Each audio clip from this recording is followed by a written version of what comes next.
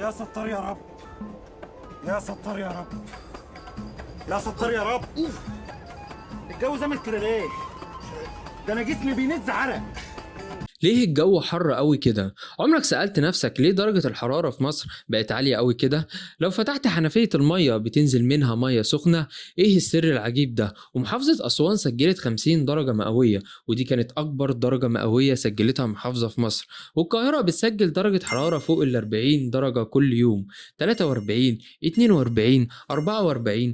ولو قلت إننا بقينا زي دول الخليج، أحب أقولك إن فترة السعودية في الحج اتوفى فيها 577 شخص، ودرجة الحرارة عندهم بتوصل ل 50 درجة. يا ترى ليه مصر بتمر بالحرارة دي كلها؟ أهلا بيكم، دي قناة سؤال في بالي، والقناة دي معمولة علشان تجاوب على أي سؤال بيخطر في بالكم.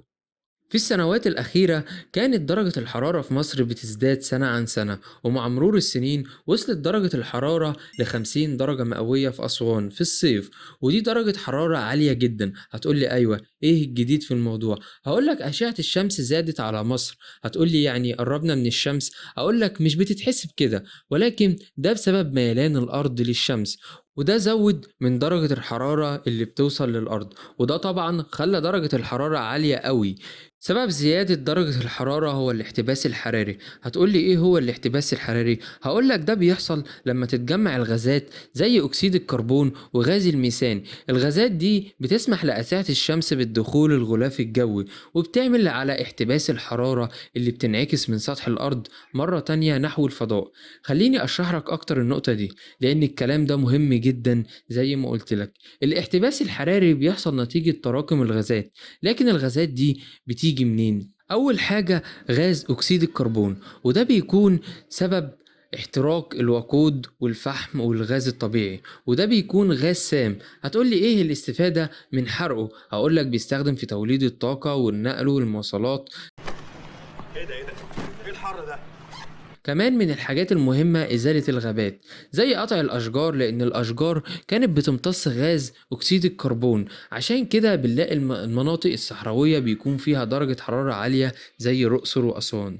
تاني غاز الميثان، غاز طبيعي بينتج من العمليات الحيوية المختلفة، وبيلعب دور مهم في تغيير درجة الحرارة والمناخ. هتقولي الغاز ده بيجي منين؟ هقولك في الطبيعي الحيوانات زي الأبقار والأغنام بتاكل الأعشاب والأعلاف كجزء من نظامها الغذائي. أثناء هضم الأعشاب والأعلاف بيحصل عمليات هضمية بيولوجية بتعرف بعملية التخمير. خلال عملية التخمير بيتم إنتاج الميكروبات والفطريات الموجودة في المعدة، وخروج غاز الميثان من الجهاز الهضمي للحيوان. بيحصل عملية التخمر الطبيعي في البيئات الرطبة زي المستنقعات والأراضي الزراعية والأراضي الرطبة. بيحدث تحلل عضوي للمواد النباتية والعضوية، وده بينتج البكتيريا والفطريات، والعملية دي بتعرف بالتخمير وبتنتج غاز الميثان وأكسيد الكربون. الميثان بيفرز في ظروف بيئية بدون أكسجين زي الأراضي الرطبة، وبيكون التخمير الطبيعي بيؤدي لإنتاج الغاز الميثان، وكتره بيسبب احتباس الحرارة في الغلاف الجوي. طيب يعني الغازات دي بتعمل ايه؟ خليني اقولك الغازات دي بتكون خارجة من الارض متجهة للفضاء. مع دخول الشمس بيعمل احتباس حراري في الجو، بيقابلوا أشعة الشمس وبيعملوا احتباس حراري في الغلاف الجوي، ومع أشعة الشمس بتزيد درجة الحرارة بشكل كبير. تاني حاجة التلوث البيئي اللي عندنا بيزيد من شدة الحر، لأنه بيعمل على تكثيف الغلاف الجوي وبيخلي الحرارة تبقى محصورة فينا وما تتهربش بسهولة. التلوث اللي عندنا زي عوادم السيارات والمصانع بيطلع منها غازات وملوثات في الجو.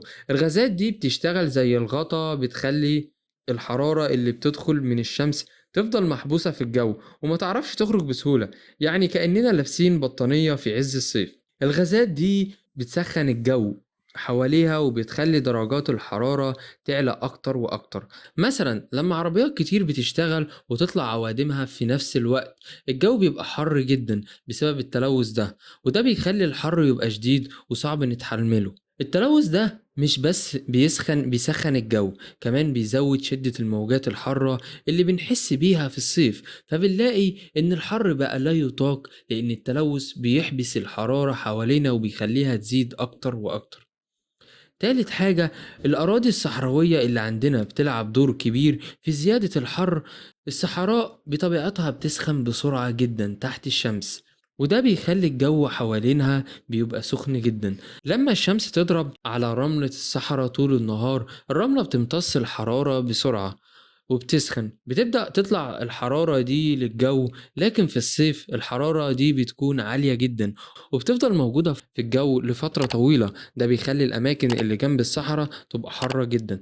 كمان الهواء اللي جاي من الصحراء بيكون سخن وجاف، ولما يوصل للمناطق السكنية بيزود درجات الحرارة هناك كمان.